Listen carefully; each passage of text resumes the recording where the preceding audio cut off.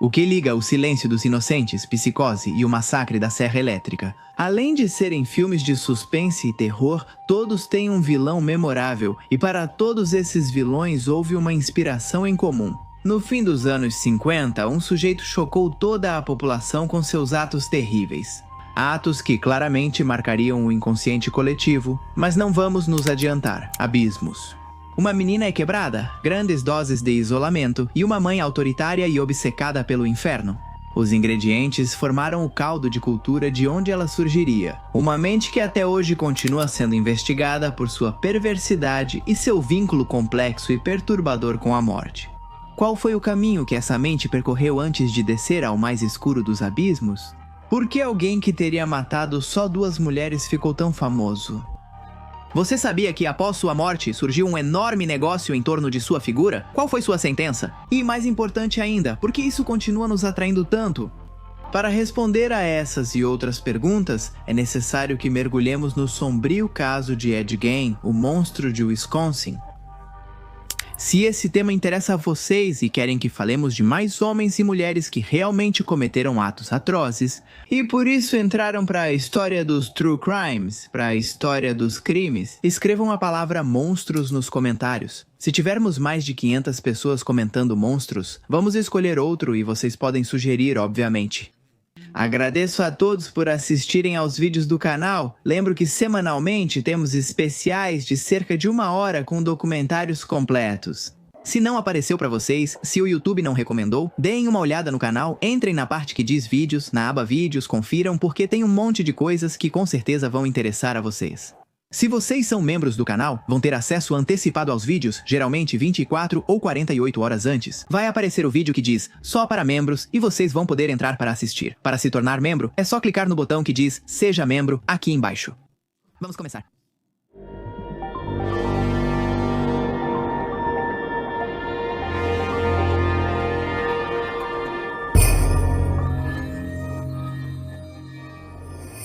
A paisagem de Wisconsin no início do século XX era um tanto inóspita. Longas extensões de terra árida, invernos rigorosos que pareciam apagar todo sinal de vida, e pequenas cidades onde todos se conheciam e qualquer diferença virava motivo de comentário. Nesse contexto, nasceu em 1906 Eduardo Teodoro Gain, o segundo filho do casamento de Jorge e Augusta. Seu irmão mais velho, Henrique, nasceu em 1901 e, sem saber, seria provavelmente o primeiro. Ele foi vítima de uma besta que aterrorizaria aquela região, mas isso só ocorreria décadas depois. Os primeiros choros de Eduardo aconteceram em Cross County, antes da família se mudar para o remoto e diminuto vilarejo de Plainfield. Plainfield era uma comunidade rural pequena, onde costumes conservadores e religiosos ditavam o cotidiano. Para os moradores, todos do clã Gain eram vistos como estranhos. Em parte pela atitude de Augusta, em parte pelo hermetismo que cercava sua vida doméstica. A fazenda que compraram permitia à família isolamento. Na verdade, supõe-se que a matriarca havia escolhido aquele pedaço de terra justamente por essa característica em particular. Para Augusta, aquela fazenda não era apenas um lugar de residência, mas um cenário onde impor suas crenças e moldar seus filhos de acordo com sua visão do bem e do mal. Simplesmente, a mulher desejava manter Henry e Edward longe do que ela considerava corrupto. E o que era o corrupto? Bem, para Augusta, todas as mulheres eram pecadoras por natureza, exceto ela mesma. Ela dizia a Ed que o sexo era a origem do mal, e as mulheres impuras e destrutivas. Para ela, não havia nuances, e a maneira como educou seus filhos refletia essa visão binária e sufocante. George, pai das crianças, era alcoólatra e tinha poucas habilidades sociais ou profissionais. Segundo alguns documentos da época, soube-se que a tragédia estava em seu sangue. Aos 3 anos, ele ficou órfão após uma enchente do rio Mississippi matar seus pais e irmãos. Dali em diante, sua vida foi caótica e errante, sua educação foi inexistente e sua capacidade de conseguir empregos dignos era mais do que limitada. George fracassava em todos os empregos, tornando-se alvo da ira de Augusta, que via na Bíblia e em sua interpretação rígida a única orientação para a vida. O casal discutia intensamente e recorria à violência física nas brigas. Em diversas ocasiões, eles já haviam se agredido, gerando uma situação de violência que logo afetou o psicológico das crianças. Porém, como Ed disse, não foram as agressões durante o jantar que o marcariam para sempre, mas sim o fato de que, em uma ocasião, ele saiu do seu quarto e foi até um cômodo no qual não tinha permissão para entrar. Lá, ele viu seus pais em uma situação incomum, imagem que ficaria para sempre em sua memória. Augusta e George estavam matando um porco. Ver o sangue respingando nas paredes e ouvir os gritos desesperados do animal o havia excitado. Naquele momento ele não percebia, mas a morte já o seduzira. Os Lambs, obrigado. George morreu em 1940 após anos de deterioração física e emocional, deixando seus filhos sob a autoridade indiscutível de sua mãe. A verdade é que ninguém sentiu sua falta. A mulher costumava menosprezá-lo e subestimá-lo, tirando-lhe a autoridade diante das crianças, que mal sentiam carinho ou respeito por ele. Enquanto as outras crianças brincavam na cidade, os Gaines ficavam afastados. Augusta impedia os filhos de terem amigos e repreendia Ed quando ele tentava se aproximar de alguém. Sobre os perigos do pecado e sobre como a cada ação ele se afastava da imortalidade. Assim o garoto ficou tímido e retraído. Era muito apegado à mãe e nunca pensava em contrariá-la ou desobedecer suas ordens. Colegas de classe o viam como uma criança estranha, calada, com dificuldades sociais e alvo de zombarias. Ed também tinha um tique ao sorrir, o que o fazia parecer deslocado. Seu olhar costumava ser evasivo e ele evitava confrontar tanto adultos quanto pessoas da sua idade. Embora fosse inteligente, na escola ele não passava de um aluno mediano. Nos recreios, ele sempre era encontrado com as mãos nos bolsos e perdido nos cantos de sua imaginação. Pelo menos até descobrir as virtudes da pequena biblioteca da escola. Seu interesse por leitura o fez devorar livros de anatomia, crimes e histórias pulp. Graças a essas páginas, ele podia vislumbrar um território proibido para ele, um território dominado por aquilo que lhe ensinaram a considerar profano: sexo, mulheres, assassinatos. O que Ed lia às escondidas servia de contraponto para seu lado devoto, obediente e puro. O mesmo menino que se ajoelhava diante de sua mãe para rezar e se autocastigar por ter olhado demais para uma colega. Depois ele se escondia debaixo dos lençóis e, à luz de uma vela, se aventurava em relatos repletos de selvageria. Enquanto Augusta lia aos filhos trechos da Bíblia sobre castigos e condenação eterna, alguns autores da época enchiam os sonhos de Ed de femme fatale. Em resumo, enquanto a mãe pregava inocência, em Ed acumulavam-se fantasias reprimidas, desejos não resolvidos e uma incapacidade consciente de diferenciar entre emoções complexas. Com o tempo, o que seria só uma infância difícil para outras crianças virou algo mais profundo em Ed. Um vazio social, emocional e afetivo do qual ele nunca conseguiu sair. Dessa forma, o vilarejo, com sua calma enganosa, se tornou o berço daquele que mais tarde seria conhecido como o açougueiro de Plainfield. Com o passar dos anos, o contraste entre Henry e Ed ficou evidente. Henry passou a questionar a influência da mãe, rejeitando seu fanatismo religioso e controle absoluto. Ele chegou até a expressar para pessoas próximas sua preocupação com a dependência que Ed tinha de Augusta. Ed, por outro lado, como vimos, absorvia sem resistência cada palavra da mulher. Para ele, Augusta não era apenas uma guia espiritual, era a única fonte de verdade. Por isso, ele nunca a questionou. Quando ela disse que, após o colégio, ele deveria se dedicar à fazenda, ele concordou, feliz por sua mãe decidir por ele. Dizem até que Ed chorava quando Augusta o repreendia, não por medo de castigo físico, mas por medo de perder sua aprovação. Assim, essa veneração virou o centro da sua vida emocional. O jovem defendia sua mãe com veemência, por isso começou a ter discussões cada vez mais violentas. Com Henry, que queria ajudar e dizia que o que acontecia com eles não era normal. Esses confrontos entre os irmãos se tornaram habituais. Dia após dia, eles tinham intensas discussões, nas quais o mais velho dos Gaines buscava uma brecha nas solenes crenças de Ed. Ele mantinha a esperança de poder tirá-lo daquele estado de entrega cega, mas era em vão. Não importava se eu falava com argumentos, carinho ou raiva, Ed só balançava a cabeça negativamente. Sem conseguir acreditar que alguém tivesse a intenção de manchar a nobre reputação daquela mulher, que para ele era pouco menos que um anjo. Diante disso, a inimizade entre os jovens se tornou insustentável até 1945,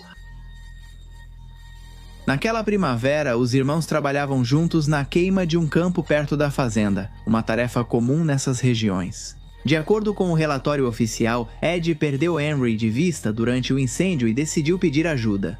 Quando os socorristas chegaram, Ed os conduziu diretamente até um monte onde estava o corpo de seu irmão.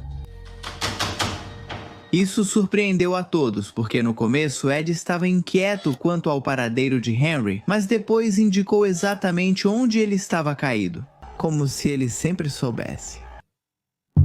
O mais velho dos Gain foi encontrado morto com sinais de asfixia, levantando suspeitas. O corpo não tinha queimaduras importantes e, segundo relatos, apresentava hematomas na cabeça. Mesmo assim, a polícia local, sem experiência em investigações complexas, classificou a morte como acidental e encerrou o caso.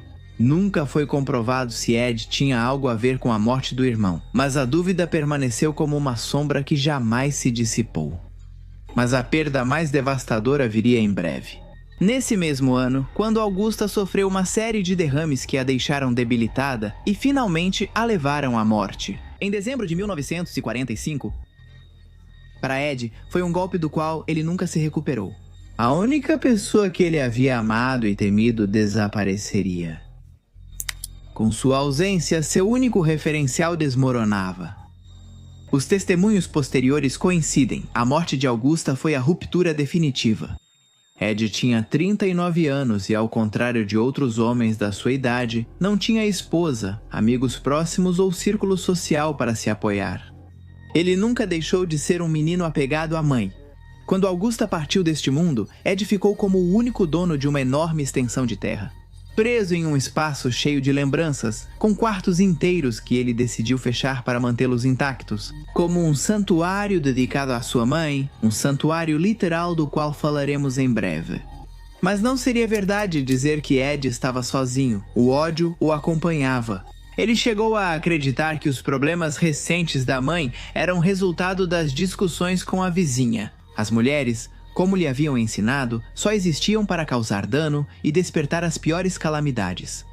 Foi nesse vazio total, sem figuras ou vínculos externos, quando Ed começou a mergulhar em um universo privado de alucinações perturbadoras, suas leituras também se tornaram mais sombrias. Ele aumentou seu apetite por crimes reais, desenvolveu uma predileção por relatos de canibalismo e necrópsia e acumulou cada vez mais manuais médicos sobre anatomia feminina.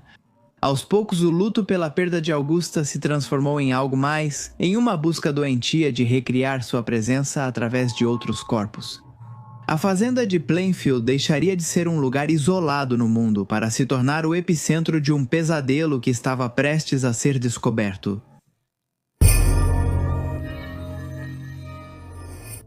Foram 12 anos que Ed passou escondendo seu verdadeiro rosto.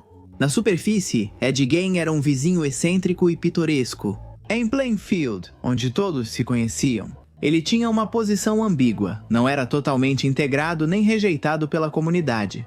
Para muitos ele era simplesmente o esquisito, um homem solitário que após a morte da mãe ficou ainda mais retraído. Ganhava a vida com bicos, fazia reparos, cortava grama, cuidava de crianças, vizinhos e até trabalhava na agricultura. Os moradores o descreviam como alguém trabalhador, prestativo e de trato amável, embora estranho. Sua coleção de revistas e livros sangrentos era vista como um passatempo inofensivo. No entanto, havia detalhes que deixavam transparecer um lado mais inquietante. Babás e mães recordavam que Ed as observava fixamente como se estivesse absorto em pensamentos sombrios. Isso incomodava alguns, que evitavam cruzar com ele, sem falar das caveiras que o homem começou a colocar como decoração na porta de sua fazenda. Segundo ele, tinham sido presenteadas por alguém que as trouxe depois de ter passado pela Segunda Guerra Mundial. Além disso, e de alguns sussurros que surgiam ao entardecer, ninguém imaginava o que acabaria sendo descoberto. Só foi em 1957 que as coisas começaram a ganhar um tom assustador. O dia 16 de novembro daquele ano amanheceu como um dia normal em Wisconsin. Era sábado e muitos se preparavam para a temporada de caça aos cervos. Entre eles estava Bernice Gordon, dona da loja de ferragens e respeitada na comunidade. Seu filho, Frank Gordon, era delegado adjunto do condado. Naquela manhã, Bernice atendia o negócio sozinha. Entre os clientes que entraram na loja estava Ed Gein, que havia passado a tarde anterior conversando com ela. Não era incomum vê-lo ali, sempre comprando ferramentas, pregos ou solventes. Horas depois, quando Frank voltou à loja de ferragens, encontrou o local vazio. A mãe dele não estava lá. Havia rastros de sangue no chão e uma nota fiscal que registrava a venda de anticongelante em nome de Ed. Para Frank não era só um desaparecimento. A evidência apontava diretamente para o vizinho excêntrico da fazenda isolada. Como esperado, todos os alarmes dispararam. A polícia local, acompanhada pelo próprio Frank, dirigiu-se naquela mesma noite ao terreno que muitos consideravam amaldiçoado. O que encontraram superou qualquer expectativa e trouxe noites infinitas de insônia aos infelizes testemunhas ocasionais. O cenário era a viva manifestação da Síndrome de Diógenes, um transtorno de comportamento que costuma atingir pessoas idosas, embora não exclusivamente. Era chamado assim por uma estranha ironia histórica. Diógenes de Sinope, o filósofo grego, pregava a austeridade e vivia com o mínimo, rejeitando os bens materiais. Por outro lado, quem sofre dessa síndrome faz o contrário. Acumula, guarda, armazena sem medida até ficar sepultado em seus próprios objetos. Não é só acumulação. A síndrome traz algo mais profundo e doloroso. Isolamento social, descuido extremo com a higiene pessoal e do ambiente e um afastamento crescente das normas de convivência. A pessoa deixa de receber visitas, corta laços com vizinhos ou familiares e se tranca em uma espécie de fortaleza feita de lixo. Esse acúmulo não é simples colecionismo nem bagunça. É uma muralha contra o mundo, uma defesa inconsciente diante da solidão, do medo ou do declínio cognitivo. Entrar em uma casa marcada pela síndrome de Diógenes causa choque imediato. Cheiros penetrantes, corredores transformados em túneis de sacolas, móveis invisíveis sob camadas de papéis, embalagens e roupas velhas. Muitas vezes os objetos guardados não têm lógica. Jornais de 20 anos atrás, garrafas vazias, eletrodomésticos que já não funcionam, o que para os outros é lixo. Para essa pessoa, representa segurança, controle ou simplesmente a impossibilidade de se desfazer de algo em um mundo que já está escapando de suas mãos. A síndrome de Diógenes, em resumo, é um paradoxo vivo. Uma tentativa desesperada de se apegar às coisas, quando já se perderam vínculos humanos demais. E essas casas abarrotadas até o teto acabam sendo não só o reflexo do transtorno, mas também um espelho inquietante do que acontece quando alguém vai se apagando em silêncio, longe dos olhos dos outros. Era isso que acontecia com Ed, só que no meio do seu lixo havia vestígios de algo ainda mais perturbador. Em um galpão, pendurado pelos tornozelos e com a cabeça para baixo, estava o corpo de Bernice Gourdet. Ela foi esfolada como um animal de caça, com órgãos removidos e o torso aberto de cima a baixo. A brutalidade da cena paralisou os agentes. Eles precisavam chamar reforços imediatamente, mas também precisavam saber se havia outra vítima ali, alguém para quem ainda não fosse tarde demais. Eles acenderam as lanternas sem perder tempo. Ao revistar a propriedade, o horror se multiplicou. Cada cômodo era uma amostra grotesca do que Ed vinha construindo em segredo durante anos. Entre os objetos encontrados havia tigelas feitas com crânios humanos, cadeiras e abajures revestidos com pele, máscaras faciais confeccionadas com rostos esfolados, uma caixa com narizes humanos, um cinto feito de mamilos, uma coleção de lábios pendurados em um barbante e uma capa feita com torsos de mulheres. A cabeça de outra garota estava em um saco de papel. Os agentes, acostumados a cenas de crime doméstico ou acidentes rurais, jamais tinham presenciado nada parecido. A Fazenda Gein era mais do que um lar, era um museu da morte, uma construção pessoal feita de cadáveres e fetiches macabros. A notícia da descoberta se espalhou pelo país em questão de dias. Os jornais nacionais falavam do açougueiro de Plainfield, descrevendo em detalhes os objetos encontrados que para muitos pareciam impossíveis de acreditar. O espanto se misturava com o fascínio mórbido, e Ed Gein passou de ser um vizinho estranho a se tornar o símbolo do mal mais inexplicável. No centro dessa descoberta estava a pergunta inevitável: como alguém pôde cometer tais atrocidades sem que ninguém percebesse? A fazenda, fechada após a operação, ficaria na memória coletiva como um lugar que condensava em suas paredes toda a escuridão reprimida por uma mente que havia perdido o rumo. E é assim que nossa história volta ao começo.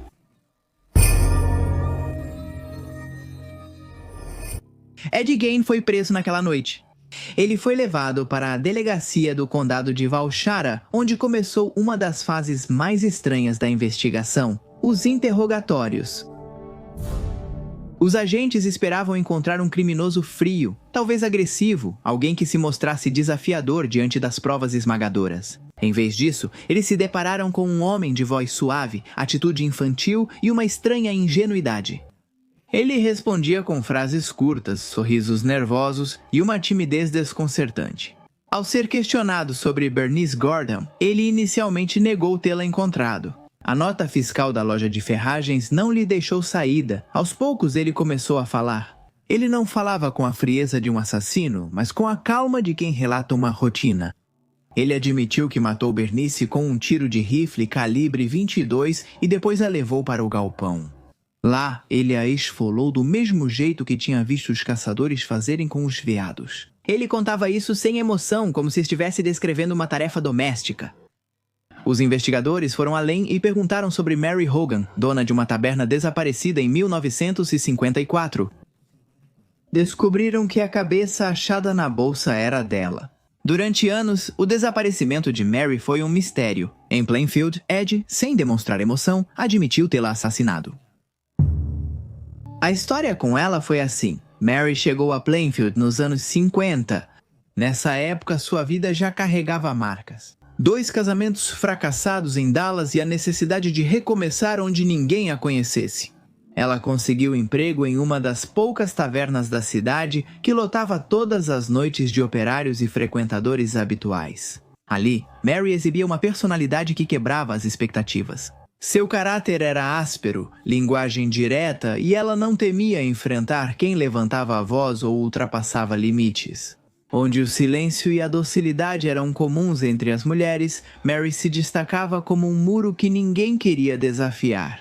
Entre os olhares que a seguiam de um canto estava o de Ed. O homem costumava se aproximar do bar com seu gesto retraído de sempre, observando mais do que participando. Algo em Mary o atraía, embora não soubesse exatamente o que ela despertava nele. Talvez tenha sido aquele jeito de se impor diante dos outros com rudeza e sem medo.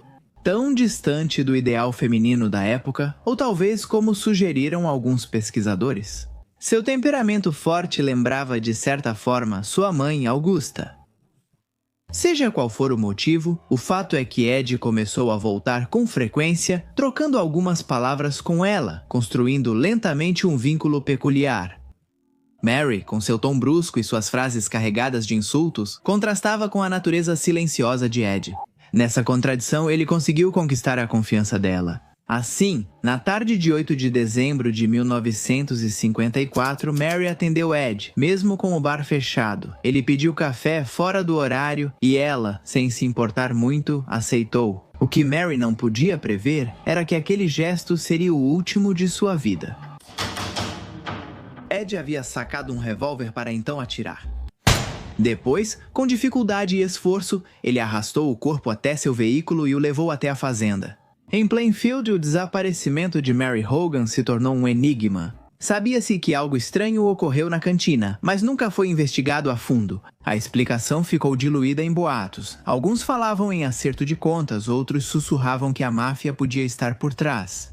O fato é que Mary havia desaparecido de um dia para o outro.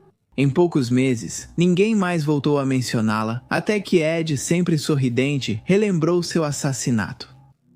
Mas o que mais chocou a polícia não foram as confissões, e sim a explicação sobre os objetos encontrados em sua residência.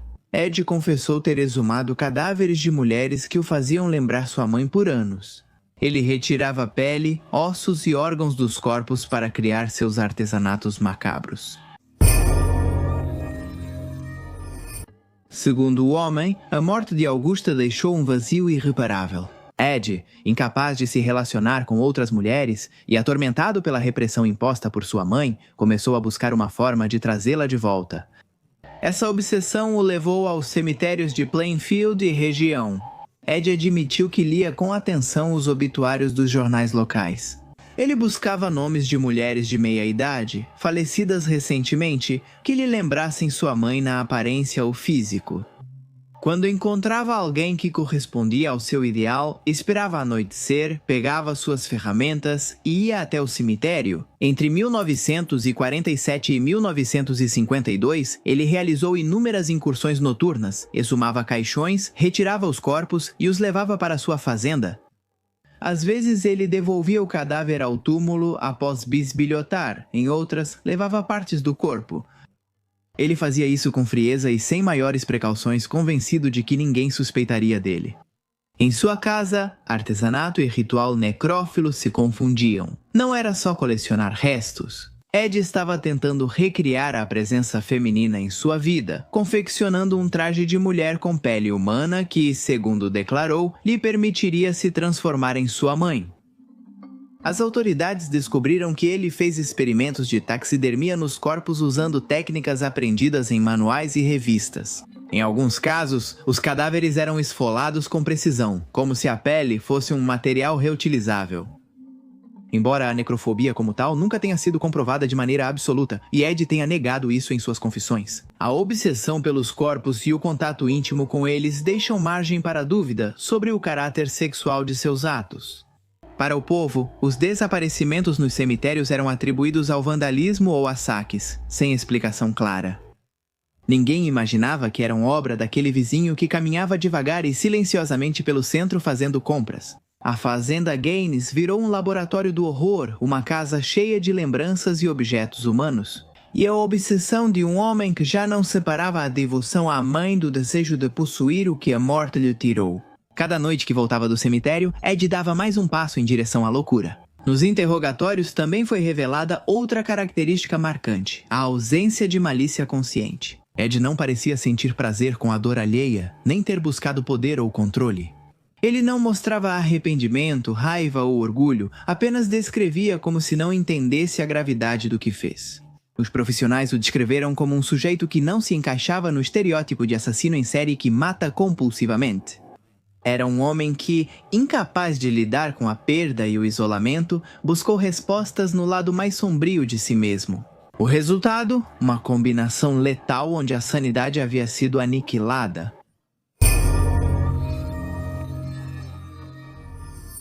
Após ser preso e confessar, Ed Gein virou destaque nacional. Seus crimes eram relatados em detalhes, alimentando tanto o horror quanto o fascínio mórbido. A cidade, antes anônima, virou sinônimo de pesadelo. Legalmente, a situação era complexa. Ed havia admitido 2 assassinatos. No entanto, os psiquiatras que o examinaram concordaram que ele sofria de graves distúrbios mentais, esquizofrenia e psicose. Ed não separava bem a realidade das fantasias. Em 1958, ele foi declarado inapto para ser julgado e enviado para o Hospital Estadual Central para Criminosos Insanos, em Waupun, Wisconsin. Lá, ele permaneceu sob estrita supervisão, em um ambiente onde já não representava perigo, mas onde sua figura se tornava cada vez mais uma lenda macabra. O julgamento pelo assassinato de Bernice Worden ocorreu apenas em 1968, quando o tribunal o considerou culpado, mas legalmente insano. A sentença o enviou para o Mendota Mental Health Institute pelo resto da vida, outro hospital psiquiátrico de segurança máxima. Durante seus anos no hospital, Ed se comportou como um paciente dócil, tranquilo e colaborativo. Os médicos e enfermeiros o descreviam como um homem amável que passava o tempo lendo, trabalhando na oficina do hospital e mantendo conversas superficiais. Em muitos aspectos, ele parecia um idoso tímido e inofensivo, bem diferente do monstro retratado pela imprensa. Mesmo assim, as conversas com ele revelavam uma mente presa em obsessões. Sua fixação por Augusta, a mãe, seguia intacta. Enquanto isso, em Plainfield, a Fazenda Gein virou ponto de curiosos. Havia quem quisesse mantê-la como uma atração macabra. Mas em 1958, antes de ser leiloada, a casa pegou fogo em um incêndio suspeito. O responsável nunca foi identificado. Ed Gein permaneceu internado até sua morte. Nos últimos anos, ele sofreu de câncer e problemas respiratórios. Em 26 de julho de 1984, ele faleceu aos 77 anos. Ele foi enterrado no cemitério de Plainfield, no mesmo terreno onde estavam seus pais e seu irmão. Com o tempo, seu túmulo sofreu vandalismo e furtos. Os visitantes arrancavam pedaços da lápide como souvenirs macabros. Relata-se que em 2000 a lápide foi roubada por ladrões que a venderam como peça de coleção. Em maio de 2001, a polícia a recuperou em uma operação secreta em Seattle. Ela foi devolvida para Wisconsin e armazenada no departamento do xerife do condado de Guayara. Atualmente, a lápide está em exibição no Museu do Condado de Guayara, em Wautoma, Wisconsin. Após o roubo e recuperação da lápide, o túmulo de Ed Gein ficou sem identificação. A localização é conhecida, mas não está sinalizada publicamente. Ela está no mesmo cemitério de Plainfield, entre os túmulos dos pais dele. A falta de uma lápide oficial gerou especulações sobre se uma nova será colocada no futuro. Até agora, o túmulo segue sem identificação. Assim se encerrava a vida de Ed Gein, um homem que passou quase 4 décadas atrás das paredes de um hospital psiquiátrico. No entanto, seu mito e lenda se tornaram uma fonte inesgotável para a cultura do terror. A história de Ed Gein não terminou com sua morte em 1984. Muito antes disso, sua figura já havia escapado do registro policial e do âmbito clínico para se tornar um arquétipo do horror moderno. A descoberta em sua fazenda era tão perturbadora que parecia de uma ficção distorcida. Não surpreende que escritores e cineastas o transformassem em material criativo quase imediatamente. O primeiro grande impacto cultural veio com Robert Bloch, autor do romance Psicose, em 1959. Apesar de morar perto de Plainfield e se inspirar no caso, Bloch preferiu mudar o cenário e criar outro personagem. Norman Bates, assim como Ed Norman, era um homem retraído, tímido, preso de forma doentia à figura da mãe, incapaz de estabelecer relações normais. Na adaptação de Hitchcock, Bates não fazia objetos com pele humana, mas sua dependência em relação à mãe e o fato de preservá-la em forma de cadáver dissecado remetem diretamente a Gein. Nos anos 70, o horror cinematográfico encontrou outra encarnação em Gein, Leatherface, o vilão de O Massacre da Serra Elétrica.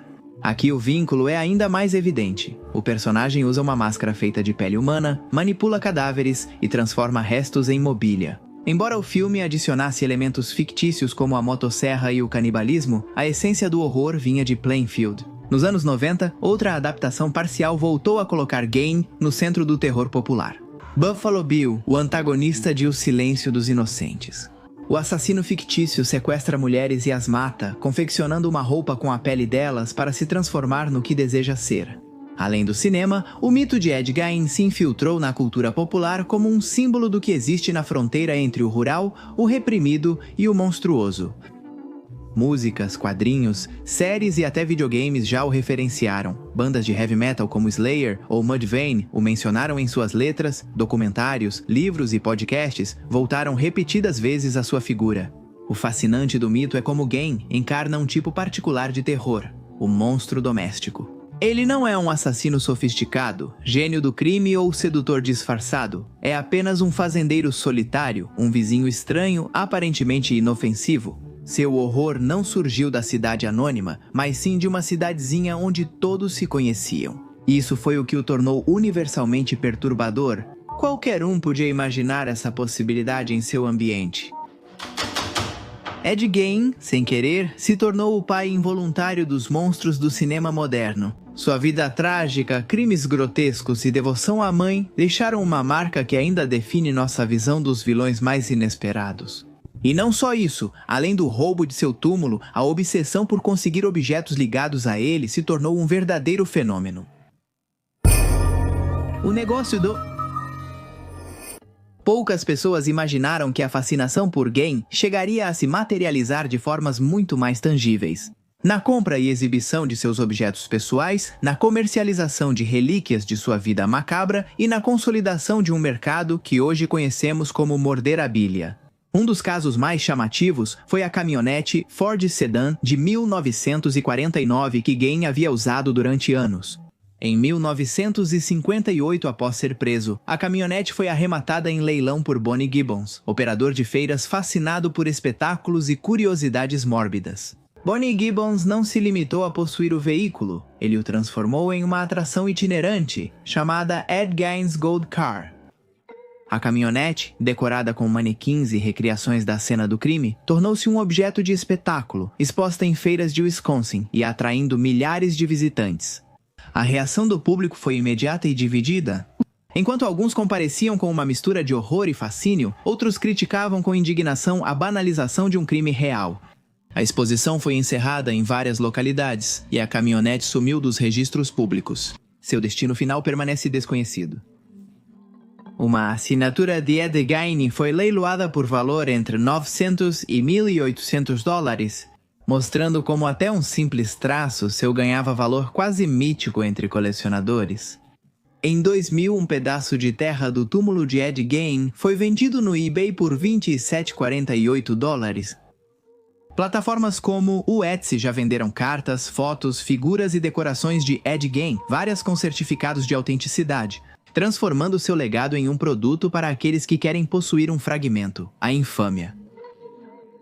O interesse por esses objetos não reflete apenas a fascinação por um assassino, mas também abre um debate ético profundo.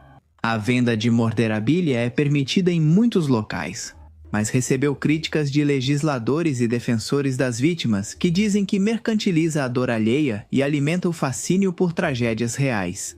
Em 2001, o eBay proibiu a venda desses objetos, mas o mercado segue em plataformas especializadas e leilões privados. O fenômeno da comercialização dos objetos de Ed Gein também reflete um aspecto mais perturbador de seu legado cultural: a fascinação pela perversão cotidiana. Não se tratava apenas de reviver o horror de seus crimes, mas de transformá-lo em objeto de culto, de consumo.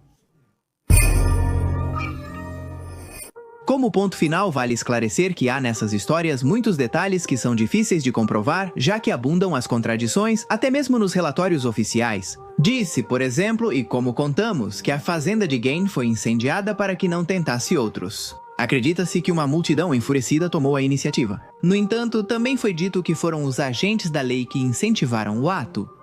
Eles queriam que as evidências desaparecessem para poder encerrar aquele caso terrível, mas também para não terem o trabalho tedioso de fazer uma investigação mais rigorosa. Também não se sabe se não houve mais assassinatos cometidos por Ed, além dos que ele confessou.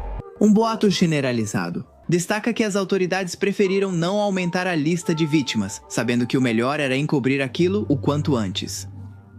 Outra história muito difundida diz que entre os cadáveres profanados estava o da própria Augusta.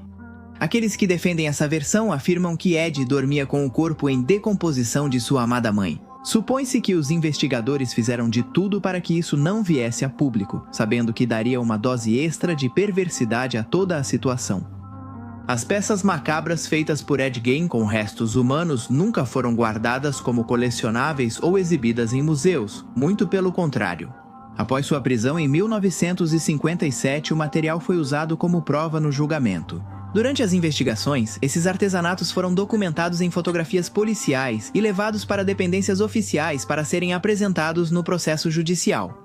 Após o julgamento, a maioria dos restos humanos e objetos foi destruída por ordem das autoridades.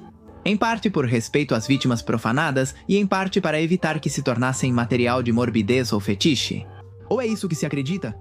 Outros dizem que foram leiloados no mercado negro por preços irrisórios.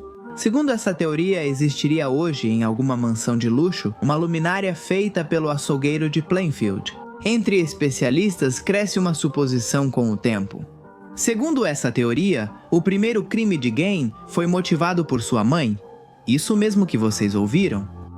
Muitos acham que Augusta forçou Ed Gein a matar Henry. Isso faria da mulher a culpada não só por traumatizar Ed, mas também por abrir uma terrível caixa de Pandora. O caso de Ed Gein revelou a complexa relação entre abuso infantil, isolamento e transtornos mentais. Sua história se tornou um exemplo de como a psique humana, quando submetida a pressões extremas e traumas profundos, pode dar origem a comportamentos inimagináveis. A casa de Ed Gein, seus troféus macabros e relatos de quem o conheceu seguem como objetos de estudo, fascínio e alerta. Um lembrete de que às vezes o mal não tem forma de lenda, mas sim a assustadora simplicidade da realidade e do cotidiano. Em Plainfield, a vida continuou, mas o eco da loucura de Ed Gein permaneceu. Hoje ainda, há roteiros que propõem visitar os locais que o sujeito teria conhecido. Sua passagem pelo mundo continua ressoando em cada relato, em cada filme, em cada tentativa de compreender como um homem comum chegou a cometer atos tão desumanos. A pergunta inevitável é: quantos Ed Gein cruzamos diariamente indo ao mercado, ao trabalho ou passeando no shopping? E quantos? Talvez aí esteja o aprendizado mais inquietante. Conhecer o monstro não significa derrotá-lo, mas nos obriga a encará-lo de perto.